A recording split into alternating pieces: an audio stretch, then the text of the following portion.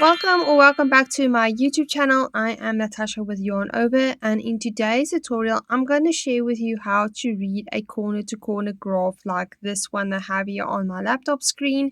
So I have been making a corner to corner blanket, and obviously with that a lot of questions come to light of how to read these graphs and how to read the pattern. So I'm going to explain to you in this video tutorial how to do this. If you do not know how to do a corner to corner, I suggest that you watch this video of mine first where I show you how to do a corner to corner blanket, because otherwise this might not make any sense to you if you do not understand what a corner to corner blanket looks like.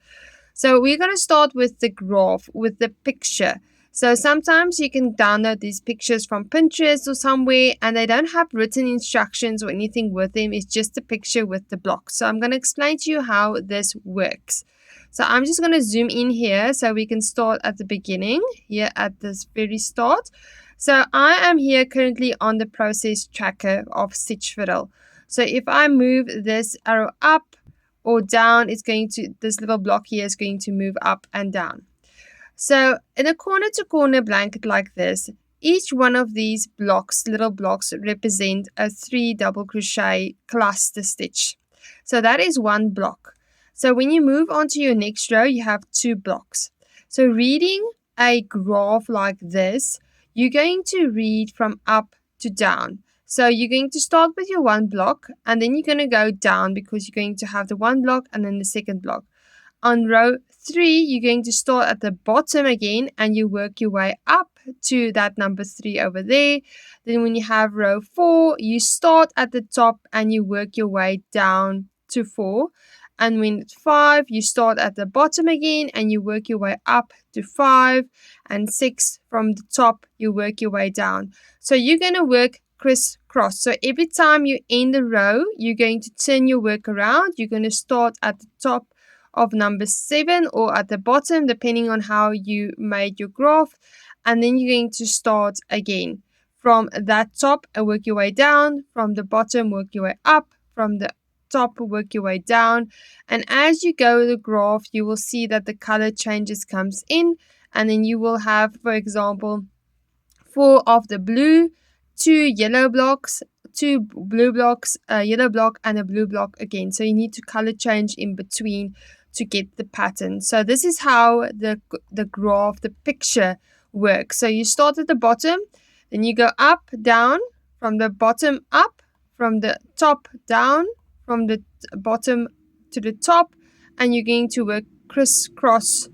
And with each row, you're going to turn your work. Now moving on to the written pattern. So it's the same pattern as the dinosaur. As you can see, it's dinosaur. And I'm going to explain to you how the written pattern works. So as you can see in those brackets is a little name there. It's a little code like BL. And that stands for the color light blue.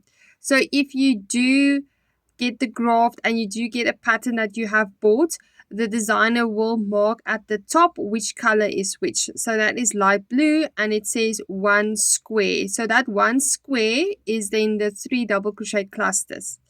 Now you're moving on to row 2. So these arrows, I just want to say these arrows are back, the front and the back of your work.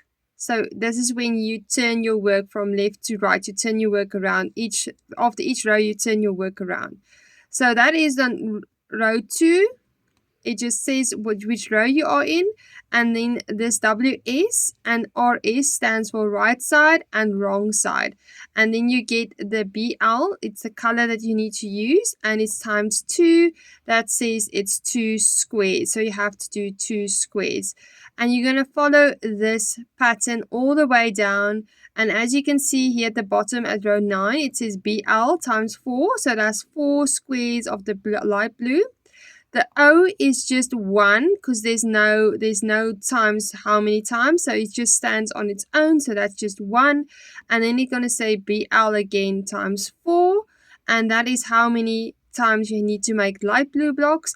And at the end of this round, it's going to say 9 squares. So the 4 light blue with the 4 light blue is 8. And then with the 1 orange, it is 9. So you're going to have 9 squares. So you read this pattern like you're reading a book from left to right, not like the graph where we went up and down. This is from left to right. So this is one that I include in my patterns, and it's the block written pattern. So it is basically the same as the written pattern. It's just there's no words. They just add a little block, and then inside the block is a number.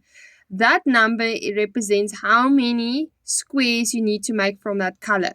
So it's the same left and right, wrong side, right side, wrong side, row 1, row 2 as you go down.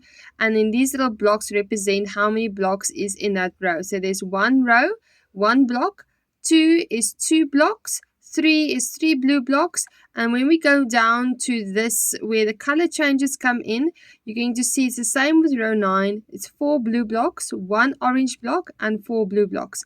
So I do include this block written pattern in my designs. I don't know if somebody else does this or the other designers include this, but I like to include this one because I love to work from this one because it's much easier to crochet this blanket without making any mistakes or any big mistakes.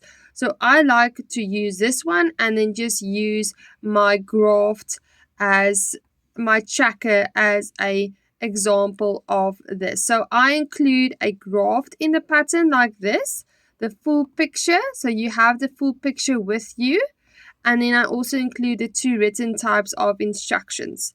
So yeah, I hope this video was helpful. I hope it explained a little bit more about how to read a corner to corner blanket. So thank you for watching my videos, and remember to like and subscribe.